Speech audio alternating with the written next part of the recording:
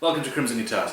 This is a video tutorial about how to mark out, and I suppose cut a little bit, fret slots.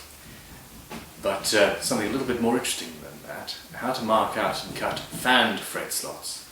Now, this is a question that I get a lot, and I was going to cover it in the daily podcast, but I think this deserves a standalone proper tutorial with me showing exactly what I'm doing rather than just talking about it, because, well, of necessity the podcast is just talking. Anyhow, I'm going to show you. Start out with a straight center line, and from thence all of your problems will be solved.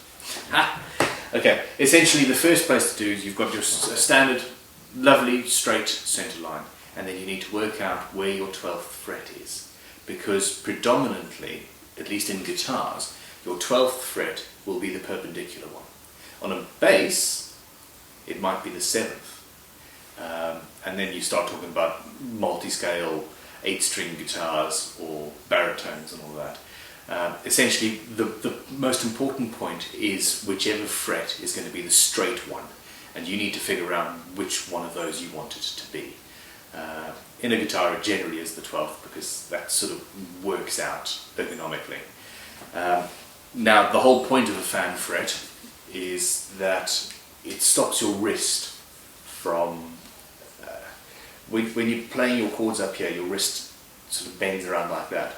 With a fan fret, your wrist is relaxed, and as your wrist moves up as you're playing, it stays relaxed. And a lot of people ask me, oh, how am I going to get used to it? It's going to be so different from everything else. And literally within 5 or 10 minutes you forget that you're playing something that's different. It feels so natural and so comfortable that it is well worth doing. Anyway, so that is the basic rules. I am now going to go and get a guitar book with some fret positions marked into it. We do have a fret slotting jig that we make at Crimson Guitars. It's currently in prototype as I'm filming this, but it's imminent. And that will be able to cut fanned frets for the first time with a fret slotting jig, at least a hand one. And but for the most part, you will be doing this entirely by hand, which means you're going to have to draw them out by hand and work out all of your positions in this way. So, onto a book. We are talking about Martin Koch's Building Electric Guitars, the first book I have. Alright, so I've got a centre line going down the middle, standard straight edge, and I know that this is my nut side because this is a compound radius fretboard as well. And as you can tell, I use this book predominantly for working out my fret positions. A good sharp pencil, and you're probably going to need to sharpen it several times. Again, as a general rule, I use scalpel blades. Do you know what? I think this scalpel blade is less sharp than the pencil itself. Crikey. Okay. Anyhow, so the other thing is a very good quality ruler, and all rulers are not equal. I've got some expensive ones and some that are not so, that are used for general rubbish. This is a lovely ruler. Now, this is the most difficult bit. Essentially, we are building this guitar with a 650mm scale at the bass and a 629mm scale at the treble, and we need to work out where the 12th fret will be on the 650mm scale, because that is important. And I don't even have a 650mm scale in this book. Oh my goodness, I have to go to an app now. Here we go. There are various free apps that work out where your fret positions should be. We start with the longest one because that way we're guaranteed we're not going to go off the end of the fretboard. And 12th fret, well, I could have actually worked that out, 325 mil from the end. And I'm just going to say, okay, fine, well, I want my nut to be around about there. Actually, think about this logically, Mr. Perot. 325, and that's on the centre line, so that is going to be the 12th fret for both scales. Take out a protractor. This is the general ultra rule, and it's amazing.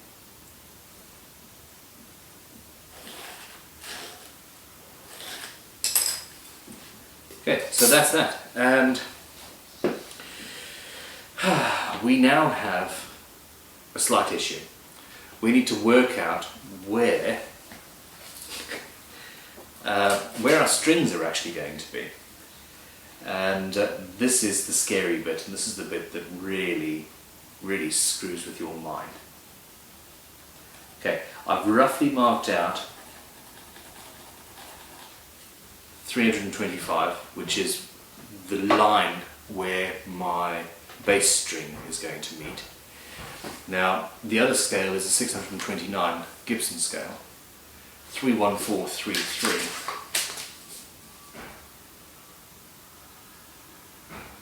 And I'm going to do the same thing here. I'm going to roughly draw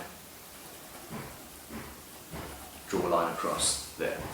So essentially our nut is going to be something like that. But we also need to work out the positioning.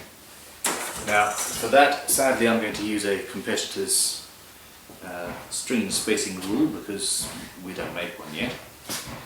And if you work out the string spacing at an angle, then the strings are going to be closer together than you think. You have to work it out as you would on a normal nut. Okay, now I've got a couple of marks on here that are basically the only ones I really use.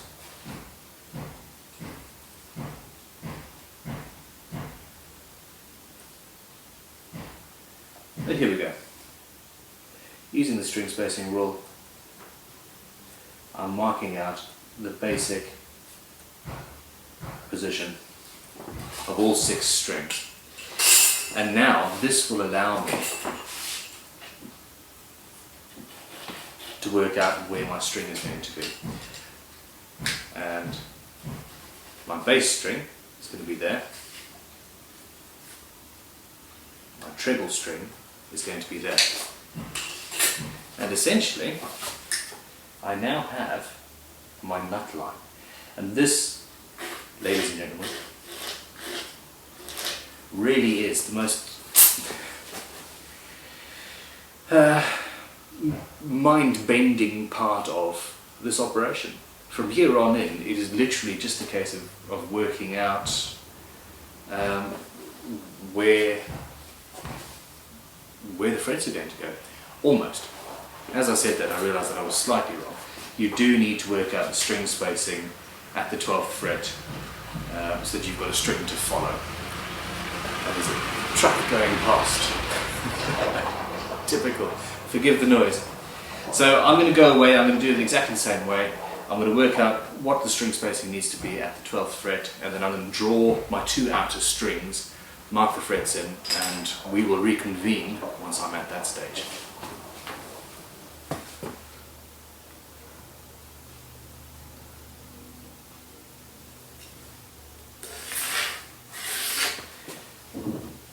Now that's my string position, not the end of the fretboard.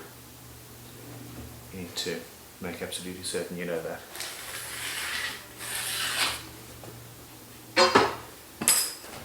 And then, from the 12th fret, well, we found the nut already, so now we need to move forward to mark the rest of the frets.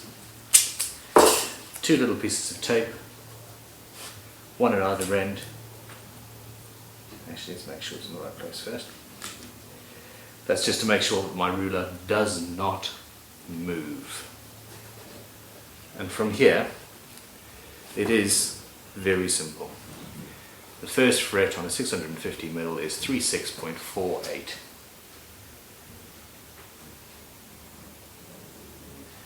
And I need to sharpen my pencil. You will never get to 3 decimal places. It's just not practical. However, with a good eye you can actually see. So 285.2, 305.67. The millimetre is actually rather large when you look at it. 325. Really got that.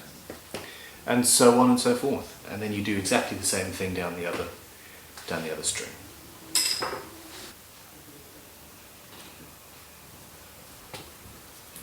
And there we have it. Now this is the fun bit. I've got, if you can see what you can see. Oh, there we go. You can just see that there. I've got pencil marks that come up to my line there, and I've got pencil marks that come up to my line on that side. I want to draw my points where it intersects each line. And it is now just a case of, still with a sharp pencil, and still with a pencil, marking out the positions of each fret slot. Now, this is dark wood, but you can still see the graphite of the pencil on the wood. And this is a fairly laborious old task, but we will get there. Precision in all things. I suppose that should be the mantra of any guitar builder. And, there we go. So we're sort of slowly bringing it together, and it's all centered on each string.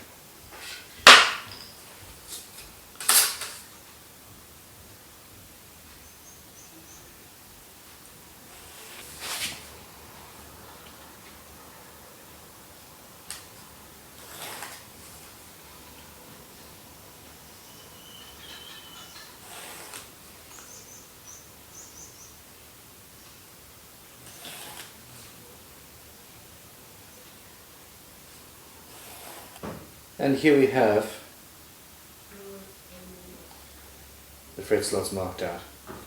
Now, immediately, visually, focus, one of them, and that's the one I've marked it, you can see that that is not lined up properly. And this is why I've marked this out in pencil first before I do anything else. Invariably, when you mark things out by hand, your pencil might not have been quite as sharp as it should have been at that point, and there will be a mistake. So I'm going to go back now, and I'm going to remeasure all of them and make sure that I am correct. And there we have it. I have repaired the mistake, double checked it, and we're good. And remember that these lines are your string lines, so you're going to have to cut your fretboard out wider, and each scale in between is going to be different per string. But this is how you work out, or how you draw out, or how I draw out the fan fretboard. Thank you very, very much for watching. Don't forget to subscribe on YouTube and check out the Crimson Guild, our online guitar building school. And thank you very much for your support. If you want to see how to cut fret slots, check out, I've got many videos. I was going to briefly cover it in this, but there's no real point. There are many other videos on cutting fret slots that we've made, and there's even going to be a podcast, or there was a podcast episode recently about that. Podcast episode 32, I suspect. Anyway, thank you for your support. Go and design a fan fretboard. Enjoy.